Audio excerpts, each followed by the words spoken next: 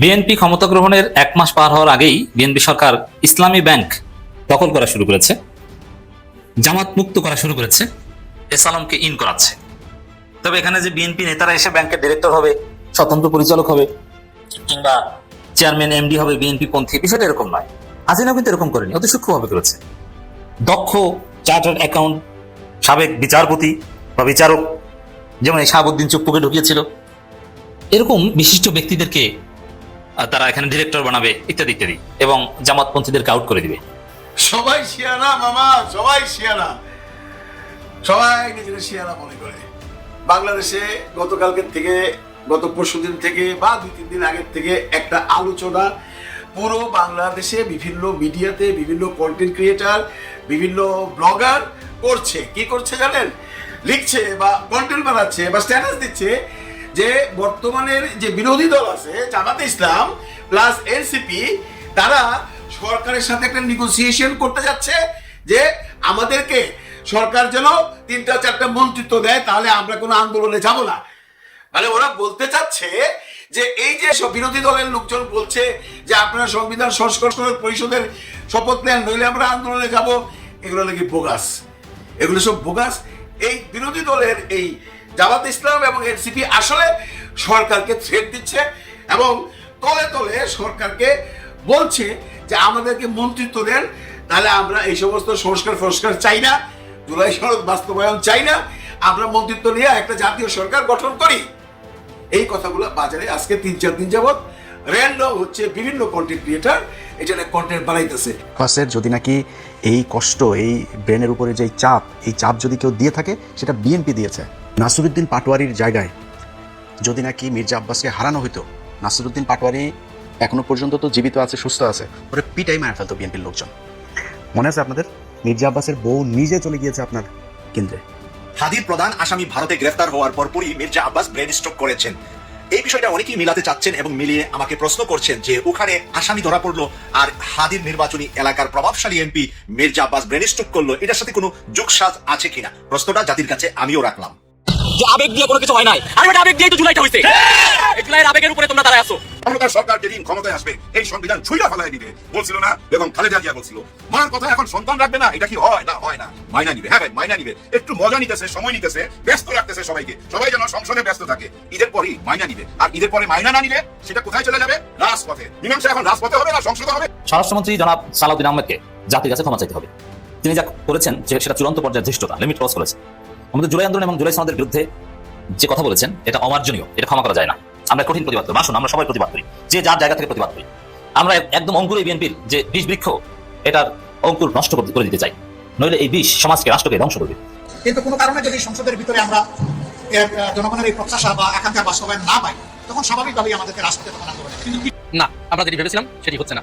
আমরা ভেবেছিলাম জুলাই সনদ নিয়ে যে আইনি জটিলতা এবং বিএনপি সংবিধানকে আঁকড়ে ধরা আর 11 দলীয় জোট জুলাই সনদকে বাস্তবায়ন করার জন্য সরকারি দলের প্রতি জোর চাপ প্রয়োগ করা, এই দুটি বিষয় হয়তো সংসদের ভিতরেই সমাধান হবে।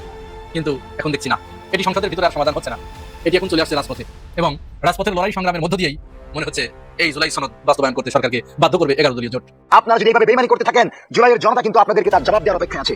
আমরা সরকারকে সহযোগিতা করতে চাই, কিন্তু জুলাই সনদ নিয়ে যদি টালবাহানা করেন তাহলে হাসিনার চেয়ে করুণ পরিণতি হবে এই সরকারের। এনসিপি নেতা নাসিরুদ্দিন পাটোয়ারি আজকে জনাব তারেক রহমানকে একটা পরামর্শ দিয়েছেন যে প্রেসিডেন্ট চুপ্পুকে বাতিল করতে যেহেতু সমস্যা হচ্ছে, চুপ্পুকে বাতিল করে আপনার স্ত্রী ডাক্তার জুবাইদা রহমানকে প্রেসিডেন্ট করেন, তাহলে আমাদের কোনো। এবং এগুলো সবকিছুর পেছনে কলকাঠি নাচছে এসালাম। এসালাম এমনি এমনি সালাউদ্দিনের পিছনে ইনভেস্ট করেনি, তাদের দীর্ঘমেয়াদী পরিকল্পনা ইনভেস্ট করেছে। এক কথা যদি বলি, আমি আসছি ডিটেলস। ইসলামী ব্যাংক বিএনপি সরকার দখল করার উদ্যোগ নিয়েছে এবং কাজ শুরু করে দিয়েছে। ইসলামী ব্যাংকের পরিচালনা পর্ষদ খুব শীঘ্রই ভেঙে দিচ্ছে। অলরেডি বিভিন্ন যে খবরের কারণে আমরা আলোচনা করছি দর্শক, ইসলামী ব্যাংকের পরিচালনা পর্ষদ থেকে আব্দুল জলিলকে অপসারণ বলা হচ্ছে যে আব্দুল জলিল জামাতপন্থী ছিলেন। জামাতপন্থী এমনি ইউনূসের আমলে কিন্তু পুরোটা জামাতপন্থী হয়নি, স্বাভাবিক। দেখেন মির্জা আব্বাসের ব্যাংকের পরিচালনা পর্ষদ কি জামাতপন্থী না বিএনপি পন্থী? সব তার পছন্দের লোক। তো একটা ব্যাংক যারা প্রতিষ্ঠা করবে, মালিকানা যারা, তাদের পছন্দের লোকজনই তো সেখানে পরিচালনা পর্ষদে থাকবে। It's very simple. কিন্তু না, বিএনপি সরকার এটা হতে দিবে না। বিএনপির নেতাদের মালিকানাধীন যে ব্যাংকগুলো আছে, আব্দুল আউয়াল মিন্টুর ব্যাংক হোক আর মির্জা আব্বাসের ব্যাংক হোক, ওগুলো তাদের পছন্দের লোকজন দিয়ে চলবে। আর জামাতপন্থীদের মাধ্যমে প্রতিষ্ঠিত ইসলামী ব্যাংক, এটা তাদের মালিকানা, তাদের পন্থী কারোর মাধ্যমে চলতে পারবে না, বিএনপি এটা করতে দিবে না। এটা বিএনপি নির্বাচনী প্রতিশ্রুতি ছিল। রুহুল কবির রিজভী থেকে শুরু করে বিএনপির অনেকে বলেছিলেন যে একটি দল ব্যাংক দখল করেছে, ইসলামী ব্যাংক দখল করেছে নাকি জামাত। মানে এস আলমকে মোটামুটি আউট করে জামাতপন্থীদেরকে যতটুকু ঢুকানো হয়েছিল ইউনূসের আমলে, ওটাকে বিএনপি বলেছিল দখল করা। তো জামাত যেহেতু দখল করেছে, এখন বিএনপি ক্ষমতা এসেছে, তাতে বিএনপি দখল মুক্ত করবে, এটা স্বাভাবিক। তো দখল মুক্ত করা শুরু করেছে, তো এই জন্য এই আব্দুল জলিলকে অপসারণ করা হয়েছে। এবং ভিতরে ভিতরে সব প্রজেক্টেরই সেই এস আলমের মাধ্যমে অবৈধভাবে নিয়োগপ্রাপ্ত যারা ছিলেন ইসলামী ব্যাংকে, দেখেন এখানে একটা বিষয় আছে যে অবৈধভাবে নিয়োগপ্রাপ্ত হলেও নিয়োগ অবৈধভাবে পেলেও তাদেরকে বাদ দেওয়ার ক্ষেত্রে মানবিকতা দেখানো জরুরি। এটা কিন্তু আর একটা হিউম্যানিটেরিয়ান থিওরি। চাকরি একবার হয়ে গেলে তাকে আপনি খুব সহজে বাদ দিয়ে দিবেন, এটা হওয়া উচিত না। যাই হোক, এটা ভিন্ন বিষয়। জামাতের অনেকে এটা চায়নি। জামাতের একজন এমপি হয়েছেন পটিয়ার, তিনিও অনেককে প্রতিশ্রুতি দিয়েছিলেন যে চাকরি ফিরিয়ে দেওয়া হবে ইত্যাদি ইত্যাদি। বিএনপি এটা সিরিয়াসলি উদ্যোগ নিয়েছে। আর এস আলম এই কারণেই বিএনপির প্রতি ইনভেস্ট করেছিল যে বিএনপি ক্ষমতা আসলে এস আলম যাদেরকে নিয়োগ দিয়েছিল তাদেরকে চাকরি ফিরিয়ে দিবে। চাকরি ফিরিয়ে দেওয়ার জন্য যা করার দরকার সেটা করবে। এই ইসলামী ব্যাংকে আরেকবার ভয়াবহ লুটপাট হবে। ইউনূসের আমলে ইসলামী ব্যাংক মোটামুটি ঘুরে দাঁড়িয়েছিল। সেই এস আলমের যে ফকলা করা, নামে বেনামে ঋণ নেয়া, এর সাথে জামাতের অনেকে জড়িত, আমরা জানি। এস আলমের যে লুটপাট, তাতে জামাতের অনেকে সহায়তা করেছিল। আর এই সুযোগটা এখন বিএনপি সরকার নিচ্ছে। তারা আরেকটা লুটপাটের বন্দোবস্ত কায়েম করবে, আবার এস আলমের হাতে তুলে দিবে। তবে এস আলমের হাতে তুলে দিবে এটা আপনি খালি চোখে দেখবেন না, অতি সূক্ষ্মভাবে তুলে দেবে। হাসিনা ব্যাংক দখল করেছিল, এটা সবাই জানতেন 17 সালে, কিন্তু এই ব্যাংকটা যে এস আলমের হাতে তুলে দিয়েছে এটা কি জানতেন? না, এটা কিন্তু জানতেন না। কারণ যাকে এমডি বানানো হয়েছে, একটা পর্যায়ে এসে এস আলমের লোক এমডি বা চেয়ারম্যান সবকিছু হয়েছিল, কিন্তু প্রথম দিকে কিন্তু একদম হাই প্রফেশনাল লোকজন হয়েছিল। তো দর্শক, এবার তো এই বাংলাদেশ ব্যাংকের গভর্নর তিনি এস আলমের লোক, তাকে অ্যাসাইনমেন্ট দিয়ে পাঠানো হয়েছে। তিনি নিজেই বলছেন কোন ব্যাংকে আর দলের হয়ে কাজ করতে পারবেন না। দলের হয়ে কাজ করতে পারেন মানে এই কথাটাই তো একটা ভুয়ো কথা। ইসলামী ব্যাংকে জামাতের হয়ে কি কাজ করা হয়? কোনো কাজ করা হয় না। জামাতের নাম উচ্চারণ করা হয় না। জামাতকে কোনো টাকা দেওয়া হয় প্রফিট থেকে? না। ফলে দলের হয়ে কাজ করা মানে কি? কিচ্ছু না। জাস্ট দলের হয়ে কাজ করা, এর কোনো অর্থই নেই। রিয়েলিটি হচ্ছে জাস্ট জামাত করে, জামাতকে সমর্থন করে এরকম লোকজন ব্যাংকের সিংহভাগ শেয়ার থাকবে এবং শেয়ারের ভিত্তিতে তারা ডিরেক্টর হবে, এবং এমডি থেকে শুরু করে অন্যান্য যারা চেয়ারম্যান হবেন তারা জামাতপন্থী হবেন, কিন্তু জামাতের কোনো পলিটিক্যাল এজেন্ডা ওখানে সার্ভ করতে পারে না। এখন বিশ্ববিদ্যালয়ে ভিসি নিয়োগের ক্ষেত্রে বিএনপি বলতে পারে যে রাজনীতি করা কি তাদের অপরাধ? তাদের যোগ্যতা তো আছে। আর ইসলামী ব্যাংকের ক্ষেত্রে জামাতের কোনো পদেও নাই, জাস্ট জামাতপন্থী, এটাই অপরাধ, থাকতে পারবে না, সরিয়ে দেওয়া হবে। এই হচ্ছে বিএনপির নীতি। তো এক কথায় বললে সলচাতুরি, ধান্দাবাজি কি কি এটা তো আপনারা দেখতেই পাচ্ছেন। এর মাধ্যমে বিএনপি সুস্পষ্টভাবে ইসলামী ব্যাংক বিজামাতিকরণ করবে, তার মানে জামাত মুক্ত করবে এবং এস আলমকে ইন করাবে, এবং এটা এত সূক্ষ্মভাবে করবে আপনার জন্য প্রশ্ন তোলা কঠিন। যেমন এই আব্দুল জলিলকে সরিয়ে যাকে বসানো হচ্ছে তিনি অত্যন্ত দক্ষ লোক, কিন্তু তিনি বিএনপি পন্থী, এস আলমের এজেন্ট, আর এটা তো আর গায়ে লেখা থাকে না। আর জামাতেরটা এমন, যেমন ঢাকা বিশ্ববিদ্যালয় বিসি কোনোদিন জামাত করে নাই, শিবির করে নাই, কিন্তু দাঁড়িয়ে আছে তাকে জামাত বানিয়ে দিয়েছে। এটা হচ্ছে মিডিয়ার খেলা। তো জামাত ইসলামী ব্যাংক রক্ষা করতে পারবে না। ইসলামী ব্যাংক 17 সাল থেকে যেরকম ডিজিএফআই দখল করে নিয়েছিল, এখন হয়তো ওইভাবে হবে না, পদত্যাগ করতে বাধ্য করবে চেয়ারম্যান এমডি কে, এভাবে না, কিন্তু ধীরে ধীরে জামাতপন্থীদেরকে আস্তে আস্তে সরিয়ে সে এস আলমের লোকজনকে এখানে পুনর্বাসন করবে, এবং যাদের চাকরি চলে গিয়েছে এস আলমের নিয়োগপ্রাপ্ত, এদের চাকরি আবার ফিরে পাবে। এবং ইসলামী ব্যাংকের ভিতরে যে একটা সুন্দর পরিবেশ ছিল, যেটা নষ্ট হয়ে গিয়েছিল হাসিনা দখল করার পর, সেই নষ্ট পরিবেশ আবার বিরাজ করবে। এবং মাঝে মাঝে শুনবেন যে নামে বেনামের কোম্পানি 100 কোটি টাকা 150 কোটি টাকা লোন নিয়েছে, এবং হঠাৎ করে শুনবেন যে ইসলামী ব্যাংকের গ্রাহকরা টাকা পাচ্ছে না। একদম টাকা ধ্বংস হয়ে যাবে তা না, ওটা সরকার ভর্তুকি দিয়ে হলেও ব্যাংক রক্ষা করবে। আর এত বড় ব্যাংক একদম ধ্বংস হয় না, কিন্তু আপনি একসাথে 1 লাখের বেশি টাকা উঠাতে পারবেন না, নানান রেস্ট্রিকশন দিয়ে আপনাকে আটকে দেওয়া হবে। মানে একটা সংকটকালীন সময় আসবে, কারণ এই ব্যাংক স্বাভাবিকভাবে চলতে দেওয়া হচ্ছে না। জামাতের আমির বলেছিলেন যে ইসলামী ব্যাংক তার মায়ের কোলে ফিরে এসেছে, এখানে দখলের কিছু না, এখন আবার মায়ের কোল থেকে নিয়ে যাবে, আর জামাত চেয়েছে দেখবে। তো দর্শক, বাংলাদেশ ব্যাংকের গভর্নর কথা স্পষ্ট। ডেইলি স্টার প্রথম এই বিষয়টা সামনে এনেছে। Bangladesh bank removes a director from Islami bank board. He was appointed to the bank's reinstituted board in August 2024। এর মানে হাসিনা পতনের পরই যারা নতুনভাবে ব্যাংকের হাল ধরেছিল তাদেরকে বাদ দিয়ে দেওয়া হচ্ছে। তার মানে কি সে সালাম যুগে ফিরিয়ে আনা হচ্ছে, এবং এই ডিরেক্টরের ভূমিকা ছিল এই ব্যাংক পুনর্গঠনে। আর দেখেন এখানে ডেইলি স্টার রিপোর্ট করেছে, কিন্তু ইসলামী ব্যাংকের যারা স্পোক্স পারসন বা দায়িত্বশীল আছেন তাদের কাছে সাংবাদিক প্রশ্ন করছে কারণ কি, এক্সাক্ট কারণ তারা না, কেউ নাম বলতে চাচ্ছে না, কেউ এ বিষয়ে কমেন্ট করতে চাচ্ছে না, জাস্ট বলছে হ্যাঁ সরানো হয়েছে, এটা সত্য। মানে একটা লুকোচুরি, হাইড অ্যান্ড সিক খেলা চলছে। এর মানে অন্যায়ভাবে জামাতপন্থীদের এই ব্যাংক বিজামাতিকরণ করা হচ্ছে, আবার এসালামের হাতে তুলে দেওয়া হচ্ছে। যেটা হাসিনা করেছিল ক্ষমতায় আসার প্রায় 10 বছর পর, 11 বছর পর, আর সেই কাজ বিএনপি সরকার শুরু করেছে ক্ষমতায় আসার 1 মাস পূর্ণ হওয়ার আগের দিন। বুঝতে পারছেন বাংলাদেশ কোথায় গেছে? এক ভয়াবহ পরিস্থিতির মুখে বাংলাদেশ। এই ব্যাংক, আর্থিক প্রতিষ্ঠান সব সবাই শিয়ানা মামা, সবাই শিয়ানা, সবাই নিজেরা শিয়ানা মনে করে। বাংলাদেশে গতকালকের থেকে, গত পরশুদিন থেকে বা 2-3 দিন আগের থেকে একটা আলোচনা পুরো বাংলাদেশে বিভিন্ন মিডিয়াতে, বিভিন্ন কন্টেন্ট ক্রিয়েটার, বিভিন্ন ব্লগার করছে। কি করছে জানেন? লিখছে বা কন্টেন্ট বানাচ্ছে বা স্ট্যাটাস দিচ্ছে যে বর্তমানের যে বিরোধী দল আছে জামাতে ইসলাম প্লাস এনসিপি, তারা সরকারের সাথে একটা নেগোসিয়েশন করতে যাচ্ছে যে আমাদেরকে সরকার যেন 3-4টা মন্ত্রিত্ব দেয়, তাহলে আমরা কোনো আন্দোলনে যাব না। মানে ওরা বলতে চাচ্ছে যে এই যে সব বিরোধী দলের লোকজন বলছে যে আপনারা সংবিধান সংস্কার পরিষদের শপথ নেন, নইলে আমরা আন্দোলনে যাব, এগুলো নাকি বোগাস, এগুলো সব বোগাস। এই বিরোধী দলের এই জামাত ইসলাম এবং এনসিপি আসলে সরকারকে থ্রেট দিচ্ছে এবং তলে তলে সরকারকে বলছে যে আমাদেরকে মন্ত্রিত্ব দেন, তাহলে আমরা এই সমস্ত সংস্কার চাই না, জুলাই সনদ বাস্তবায়ন চাই না, আমরা মন্ত্রিত্ব নিয়ে একটা জাতীয় সরকার গঠন করি। এই কথাগুলো বাজারে আজকে 3-4 দিন যাবত র্যান্ডম হচ্ছে, বিভিন্ন কন্টেন্ট ক্রিয়েটার এটা নিয়ে কন্টেন্ট বানাইতেছে। এর মূল কারণ হলো আপনারা জানেন বেগম খালেদা জিয়ার কন্ডোলেন্স বুকে যখন সাইন করতে গেছিল আমাদের নায়েবে আমির জনাব ডক্টর শফিকুর রহমান, তখন তারেক রহমানের সাথে দেখা করছিলেন এবং ওইখানে উনি বলছিলেন যে আমরা, মানে জামাত বলতেছে, আমরা যদি সরকারে আসি আমরা জাতীয় সরকার গঠন করব। এই আলোচনাটা পুরনো। তারেক রহমান সাহেব তার পরবর্তীতে রয়টার্সের এক সাক্ষাৎকারে বলছেন জাতীয় সরকার গঠন করবার কোন রকম ইচ্ছা আমাদের নেই, কারণ বিএনপি একাই যথেষ্ট। ওকে, এটা কিন্তু ওখানে শেষ। নতুন করে কেন আলোচনা আসলো? নতুন করে আলোচনা আসছে একটা স্ট্যাটাসের উপরে। স্ট্যাটাসটা কে দিছে? নীলা ইসরাফিল। আগে স্ট্যাটাসটা দেখেন। নীলা ইসরাফিল লিখছে জুলাই সনদ আদেশ 2025 নয়, এর আড়ালে মন্ত্রিত্ব চায় জামায়াত এনসিপি, মানে ঐক্যমতের সরকারের নামে ক্ষমতায় ভাগ চায়, ক্ষমতার ভাগ না পেয়ে আন্দোলনের হুমকি দেয়। কে লিখছে? নীলা ইসরাফিল। এই নীলা ইসরাফিলের এই স্ট্যাটাস নিয়েই এখন বাংলাদেশের অনেকেই কন্টেন্ট বানাইতেছেন, আপনাদের নজর হয়তো পড়ছে। আগে জেনে নেই এই নীলা ইসরাফিলটা কি। এই নীলা ইসরাফিল এনসিপির নেত্রী ছিল এক সময়। উনি জুলাই যোদ্ধা। জুলাইয়ের সময় উনি পথে ঘাটে প্রচুর আন্দোলনের নামছে, সরকার বিরোধী আন্দোলনে উনি অত্যন্ত সক্রিয় ছিলেন এবং এনসিপিতে উনি একজন নেতৃস্থানীয় পদমর্যাদায় ছিলেন।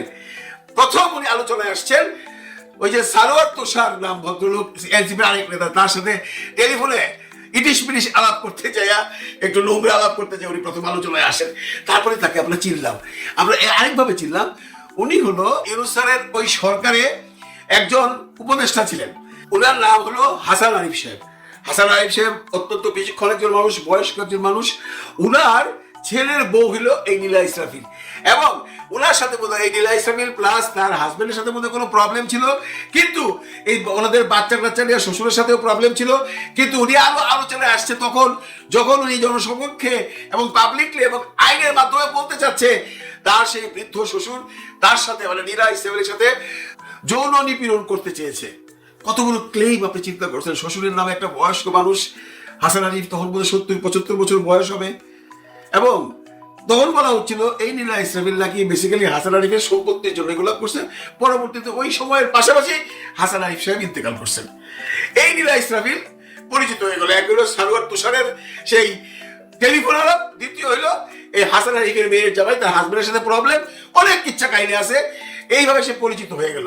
তার চেয়ে বেশি পরিচিত হইল সে ইলিয়াস হোসেনের মাধ্যমে। ইলিয়াস হোসেনের মাধ্যমে মানে ইলিয়াস হোসেন এই নীলা ইসরাফিল সম্পর্কে বিভিন্ন তথ্য নিয়ে সে কিছু ছবি, তার মানে ব্যক্তিগত জীবনের কিছু ছবি আপলোড করছে। বাস কাম সারছেনি।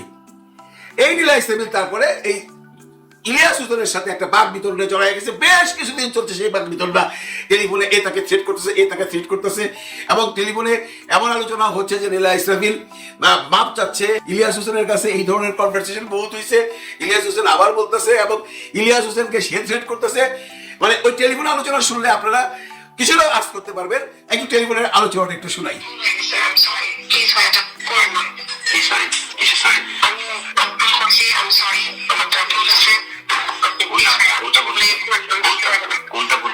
যেটা কারণে আপনি রাগ করছেন সেটা ভুল করছেন।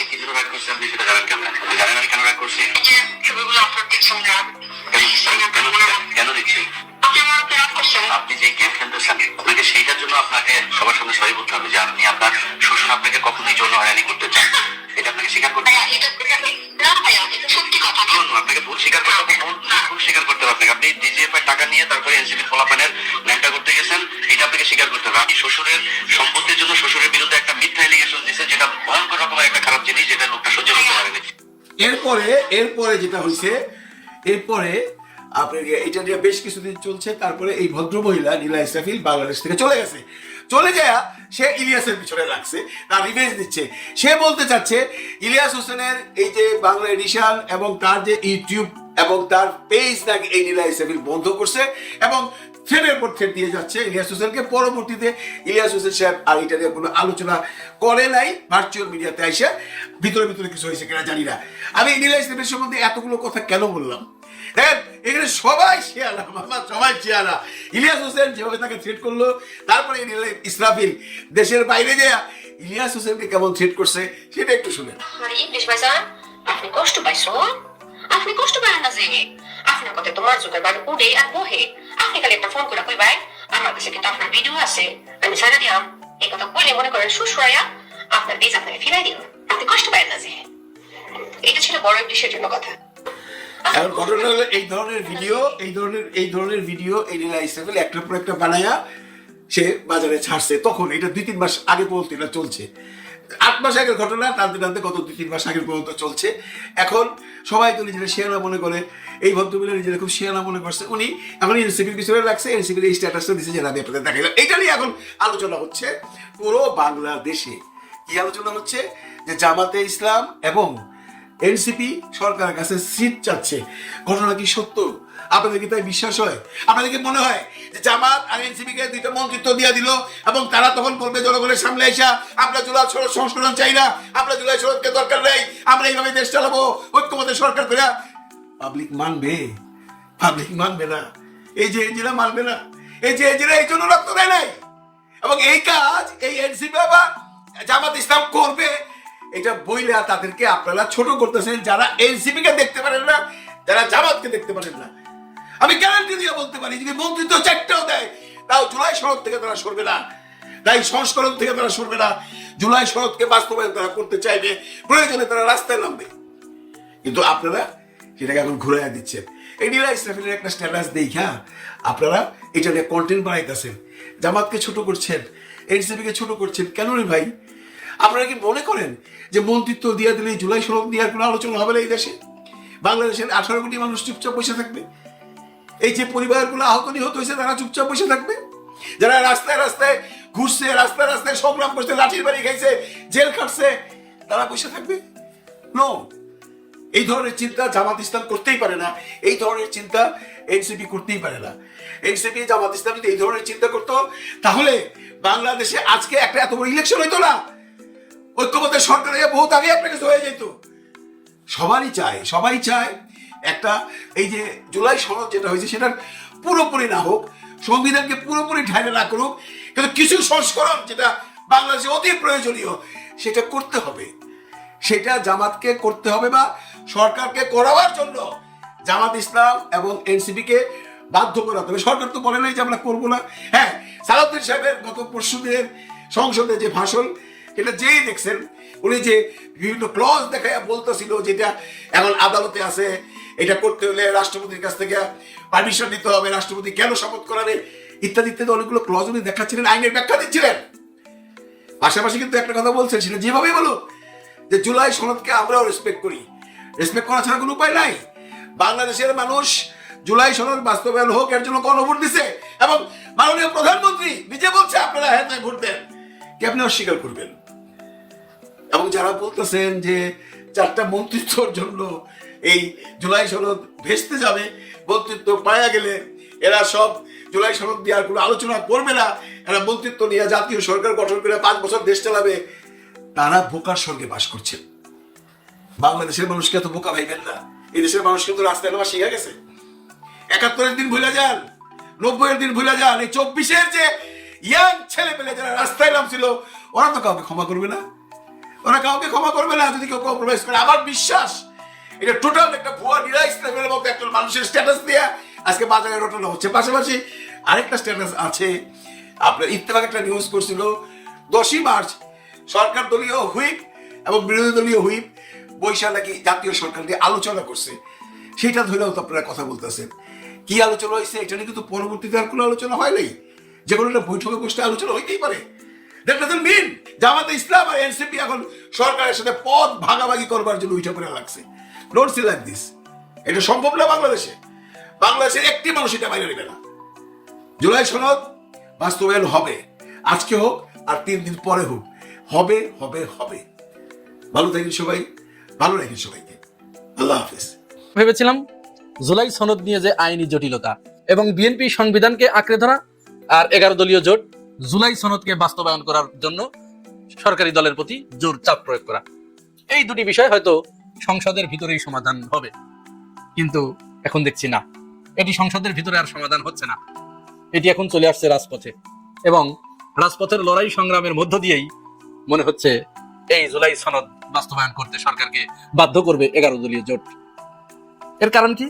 কারণ আপনারা জানেন, নির্বাচনের পরের দিন থেকেই, যেদিন বিএনপি জয়লাভ করেছে তার পরের দিন থেকেই জুলাই সনদ থেকে তারা ঠিক 180 ডিগ্রি অ্যাঙ্গেলে ঘুরে গেছে। তারা নির্বাচনের আগের দিন পর্যন্ত সংস্কার কমিশনে যে আসা যাওয়া করেছে, এই সময়ে তাদের যে বক্তব্য ছিল জুলাই সনদ সম্পর্কে, নির্বাচনের দিন তারা পল্টি মেরেছে, একেবারে পুরা পল্টি মেরেছে। এবং এখন আমরা ওবায়দুল কাদেরকে যেরকম দেখেছিলাম 2009 সাল থেকে 2024 সাল পর্যন্ত কোথায় কোথায় সংবিধান, উঠতে সংবিধান, বসতে সংবিধান, খাইতে সংবিধান, শুইতে সংবিধান, প্রতিটা কোথায় সংবিধান। এবং এই সংবিধানের ভিতরে মানুষের কল্যাণের আর কিছু ছিল না। যা কিছু তারা বলতো সবকিছু শাসক দলের অধীনে যায়, শাসক দলের পক্ষে যায়, এরকম বিষয়গুলো তারা এনে এনে মানুষের সামনে তুলে ধরতো আর বলতো যে এই হচ্ছে সংবিধান, এইটা আছে। মানুষ এই সংবিধান সংবিধান শুনতে শুনতে মানুষ ভেবেছিল যে এই সংবিধান মানে তো মানুষের তাইলে একটা বিষ, এটা তো একটা বিষ, এই বিষ খেলে তো মানুষ মারা যাবে। যার কারণে ওই বিষ আর মানুষ খেতে চায় নাই। মানুষ 5 আগস্ট সংগঠিত করেছে, রাস্তায় নেমে এসে। ওবায়দুল কাদের চলে গেছে, আমরা বর্তমান স্বরাষ্ট্রমন্ত্রী সালাউদ্দিন আহমেদকে দেখছি, তিনি কোথায় কোথায় সংবিধান, এই সংবিধান তার এত ভালো লেগেছে, এইখান থেকে সে মোটে কালে তাকে টেনেও আটানোর মতো লেগে আছে, টেনেও তাকে এখান থেকে আর নামানো যাচ্ছে না। সংবিধান তার চাই। যদিও এই সংবিধানের কিছু অংশ বাদ দিয়ে কিছু অংশ তাদের কাছে ভালো লেগেছে। ঠিক সূরা বাকারায় ওই যে 275 নম্বর আয়াতে আল্লাহ যখন সুদের আয়াত নাজিল করে, ওইখানে কিন্তু আল্লাহ জানতো যে মানুষের চরিত্রটা কি হবে। ওইখানে বলে দিয়েছে যে তোমরা কি এই কিছু অংশ মানবা এবং কিছু অংশ মানবা না। আরো এক জায়গায় বলছে আফাতুমিনুনা বিবাদিল কিতাব ওয়া তাকফুরুনা বিবাদিল কিতাব, তোমরা কি এই কিতাবের কিছু অংশ মানবা আর কিছু অংশ মানবা না, এরকম হবে? এরকম তো হবে না। এটা আল্লাহ জানতো মানুষের চরিত্র সম্পর্কে। তো সালাউদ্দিন আহমেদ এই সংবিধানেরই একটা অংশে তারা শপথ নিয়েছে। রাষ্ট্রপতির অর্ডিন্যান্স কিন্তু দুটোই, গণভোটও রাষ্ট্রপতির অর্ডিন্যান্স, এই নির্বাচনও রাষ্ট্রপতির অর্ডিন্যান্স। তাহলে রাষ্ট্রপতির অর্ডিন্যান্স বলে গণভোটকে তারা বাতিল করে দিচ্ছে, জনরায়কে তারা বাতিল করে দিচ্ছে, জনগণকে নিয়ে তারা তামাশা করছে। আর ওই অর্ডিন্যান্সেরই আর একটা অংশ, একটা পার্ট, একটা সেগমেন্ট, এই নির্বাচন, সেটাকে তারা মেনে নিচ্ছে যে এটা সংবিধান সম্মত। সেলুকাস, এটা সেলুকাস। অনেকেই বলছে যে এটি বিএনপির রাজনৈতিক দূরদর্শিতা। না, এটি রাজনৈতিক দূরদর্শিতা নয়। এইটাকে যদি আপনি রাজনৈতিক দূরদর্শিতা বলেন, তাহলে রাজনৈতিক দর্শিপনা কোনটা, রাজনৈতিক বেহায়াপনা কোনটা, রাজনৈতিক মুনাফেকি কোনটা? জনগণকে বোঝাতে হবে, এটি জনগণকে বোঝাতে হবে। আপনি যদি রাজনৈতিক দূরদর্শিতা এবং রাজনৈতিক বেহায়াপনার ভিতরে, রাজনৈতিক মুনাফেকের ভিতরে পার্থক্য আপনি তৈরি করতে না পারেন, তাহলে জনগণ আপনাকে কি দেখে আপনার পিছনে থাকবে? যাই হোক, সংসদে যেহেতু এই আলোচনার আর কোনো সমাধান হচ্ছে না, বিএনপি ওইখান থেকে আর আসবে না। কারণ অনেকেই এখন বলতে শুরু করেছে যে বিপদ কেটে গেলে মানুষ বিএনপি হয়ে যায়। এটাই বাস্তব। তো 11 দলীয় জোট তারা সাংবাদিক সম্মেলন করে পরিষ্কার করে বলে দিয়েছে যে না, সংসদে যেহেতু আর আলোচনার পরিবেশ নাই, বিরোধী দল বলছে যে আমরা চেয়েছিলাম সংসদের ভিতরে বসে আলোচনা করে আমরা সমাধান করব। যেহেতু নিজেদের মন গড়া ব্যাখ্যা সালাউদ্দিন সাহেব বারবার দিচ্ছে এবং তিনি ওই নড়ে চড়েই খাসকাটা কুমিরের সেই গল্পের মতো, আপনারা জানেন ওই গল্পে আর আমি এখন যাচ্ছি না, উনি নড়ে চড়েই সেই খাসকাটা কুমিরের গল্পের দিকে চলে যাচ্ছে। সংবিধানের বাইরে যাওয়ার কোনো সুযোগ নাই। এগুলো আমরা বুঝি। সংবিধানের বাইরে আপনি এখন হঠাৎ করে কেন এত সংবিধানের প্রেমে পড়ে গেলেন, এগুলো আমরা বুঝি। কারণ এই সংবিধানে জয়নুল আবেদিন ফারুক বলেছে যে 2032 সালের যে নির্বাচন, এই নির্বাচন তারেক রহমানের অধীনে হবে। জয়নুল আবেদিন ফারুক বলেছে, আমি দিয়ে দিচ্ছি এখানে, দেখুন তার কথা শুনুন। ইন্টেরিয়ার গভর্নমেন্ট আমলে যে ভোট আমি দেখেছি, সেই ভোট যেন আমাদের প্রিয় নেতা তারেক রহমান ওনার অধীনে আবার যে 14তম সংসদ নির্বাচন হবে, জনগণ প্রত্যাশা করবে এমন একটি নির্বাচন ওনার মাধ্যমে উপহার দেবে। কারণ উনি পারবে, এই কারণে পারবে, ওনার যে দক্ষতা অর্জন করেছে, আমি বিশ্বাস করি ইনশাল্লাহ উনিও এই ইন্টেরিয়ার গভর্নমেন্টের মতো ক্ষমতা হস্তান্তরের পর আরেকটি নির্বাচন অনুষ্ঠিত করতে পারবে। মানে কি অশুভ সংকেত, এটি অশনি সংকেত। শেখ হাসিনা যেরকম সংবিধানের দোহাই দিয়ে, কারণ এই 72-এর সংবিধানে এগুলো আছে, জনগণকে পেশ মারার সব কিছু বন্দোবস্ত ওইখানে আছে, যার কারণে তো ওই সংবিধান থেকে সে বের হতে চায়নি। ওই সংবিধানের ভিতরে থেকেই তো সে স্বৈরাচার হয়েছে, ওই সংবিধান তো স্বৈরাচার তৈরি করেছে। এখন ওই সংবিধান থেকে যদি বিএনপি বেরিয়ে আসে, তাহলে শেখ হাসিনা যা করে গিয়েছে এরা তো এটা করবে। এদের মগজের ভিতরে এই জিনিসটা আছে। শুরু থেকেই এটি আমাদের কাছে কেন যেন মনে হয়েছিল। আসলে রাজনৈতিক দলদের চরিত্র বিশ্লেষণ করলে তারা কোন দিকে পা ফেলছে এটি বোঝা যায়। যখনই বিএনপি বারবার এই হঠাৎ করে 72-এর সংবিধানের প্রেমে পড়ে গেল এবং ওই সংস্কার কমিশনের বিভিন্ন বিষয়গুলো মানতে চাচ্ছিল না, যে জিনিসগুলো বাংলাদেশের মানুষ চায়, সেখানে তারা নোট অফ ডিসেন্ট দিয়ে রেখেছিল, তখনই আমাদের কাছে মনে হচ্ছিল যে এরা সুযোগ পেলে এই সংস্কার মানবে না। তারা ওই হাসিনা যা করে গেছে তার ভিতরেই তারা থাকবে, কারণ প্রতিশোধ নিতে হবে।